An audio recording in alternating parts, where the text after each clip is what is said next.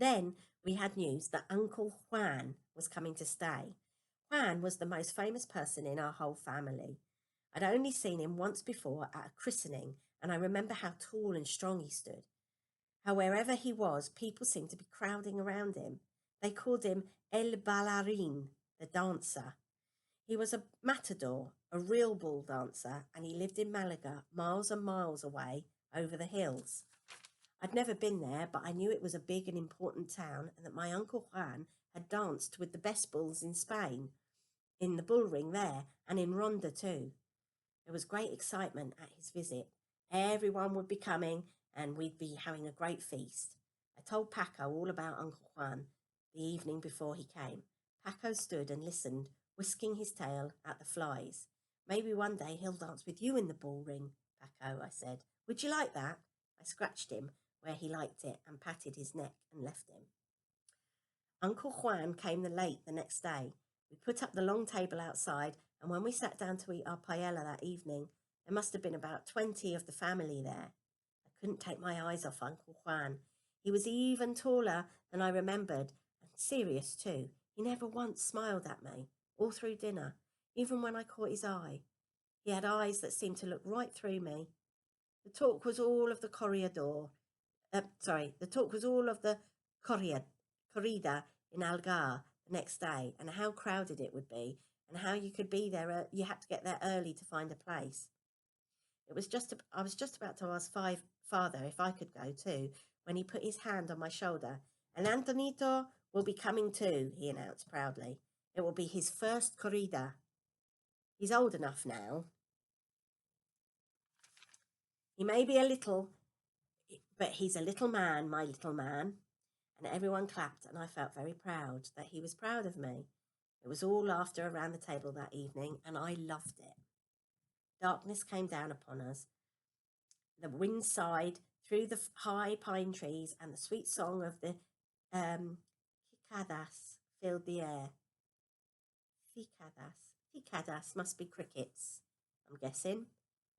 They spoke earnestly now, their faces glowing in the light of the lanterns, and the talk was of war. A war I had not even heard about until that night.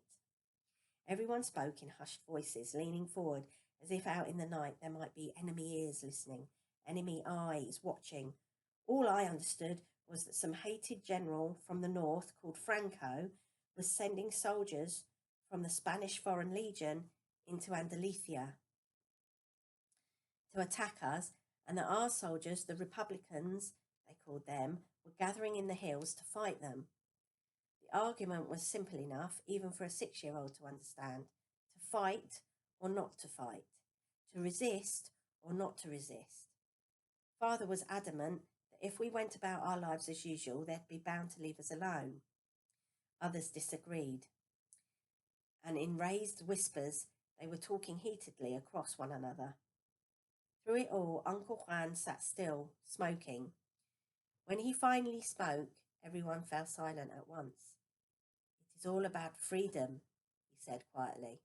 A man without freedom is a man without honour, without dignity, without nobility. If they come, I will fight for the right of the poor people of Andalusia to have enough food in their bellies, and I will fight for our right to think as we wish and say what we wish. Soon after, I became bored with all the talk, and I was getting cold, so I crept upstairs back into the house. As I was passing the room we had prepared for Uncle Juan, I noticed that on the door was open and a moth was flittering around the lamp, its shadows dancing on the ceiling. All Uncle Juan's clothes were spread out on the bed, his matador costume, a wonderful suit of lights glittering with thousands of embroidered beads, and beside it was his shining black hat and his crimson cape. I crept in, closed the door behind me. I could hear the drone of their talk downstairs, and so I knew I was safe. The costume was very heavy, but I managed to shrug it on. It swamped me, of course, as did the huge hat, which rested on the bridge of my nose, so that I had to lift my chin to see myself in the mirror. Now the muleta, that's the crimson cape. I whirled it. I swirled it, I floated it, I flapped it, and all the while I danced in front of the mirror, using the mirror as my bull. Ole! I mouthed to the mirror, ole! Someone behind me started clapping. Uncle Juan filled the doorway, and he was smiling broadly. You dance well, Antonito, he said, crouching down in front of me. No bull would catch you, not in a million years. Bravo! I have a bull of my own, I told him. He's called Paco, and he's the noblest bull in all of Spain. Uncle Juan nodded. Your father told me, he said. One day I may dance with him in the ring in Ronda. Would you like that? Would you come to see me? He took the black hat off me and the beautiful costume and the cape, and I caught sight of myself in the mirror. I was ordinary again, not a matador anymore, just Antonito. He ruffled my hair. You want to help me practice, he said. I didn't quite understand what he meant, not at first. Then he shook out the crimson cape and he stood up, tall, near the ceiling, stamped his feet and flapped the cape. Toro! He shouted. Toro! And I charged. Again and again I charged, and each time I was swathed in his great cape and had to fight my way out of it. At last, he cast aside the cape and picked me up by the waist and held me up high so we were face to face. We dance well, little bull, he said, and he kissed me on both cheeks. Now we must both be off to bed. I've some serious dancing to do tomorrow. Wish me luck, pray for me. And I did both. I didn't sleep much that night, but by the time I woke up, Uncle Juan had already gone. We set off early ourselves and rode in the cart to Algar. The road was full of horses and mules and carts all going to Algar for the corrida. Getting there seemed to take forever. I sat with Maria beside me, who was strangely silent. She hardly said a word to me the whole morning. The bull ring was a cauldron of noise and heat, the whole place pulsating with excitement as the trumpets sounded.